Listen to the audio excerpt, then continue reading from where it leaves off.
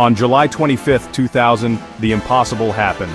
The Concorde, this icon of speed, luxury, and engineering, burst into flames on the runway at Charles de Gaulle Airport. In less than 2 minutes, it was gone. And with it, the dream of supersonic passenger travel faded almost overnight. Now, the Concorde wasn't your average airplane, it was the stuff of legend, soaring over twice the speed of sound, slicing New York to London down to 3.5 hours. Tickets cost a fortune, but for the rich, famous, and powerful, Concorde was the only way to fly. There were only 20 ever built. Every takeoff was a spectacle, every landing, an event. But that summer day, as Air France Flight 4590 lined up for takeoff to New York, everything changed. Here's what happened. Just minutes before Concorde began its takeoff roll, a Continental DC-10 had left behind a tiny strip of titanium.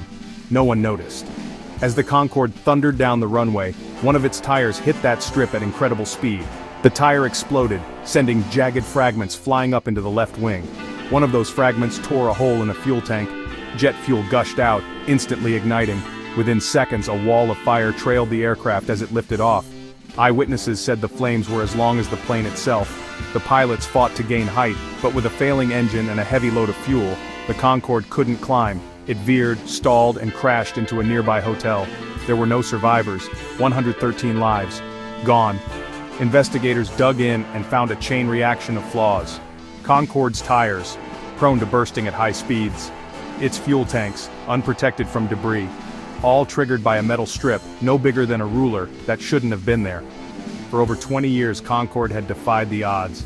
But that day, one tiny oversight brought down the supersonic dream. The entire Concorde fleet was grounded. When it finally returned, it was too late. The world had changed. Rising costs, fewer passengers, and the aftermath of 9/11 spelled the end. In 2003, Concorde flew its last flight, leaving the skies forever. No jet since has matched its speed, its elegance, or its mystique. The Concorde crash wasn't just about a plane, it was about how even the smallest detail, overlooked or ignored, can change the course of history. So what does this tell me about the limits of innovation? Maybe that in aviation, perfection isn't just a goal, it's a necessity. Will supersonic travel return? Maybe. But only if we remember what brought Concorde down, not ambition or technology, but a scrap of metal on a runway. The sky's the limit, sure.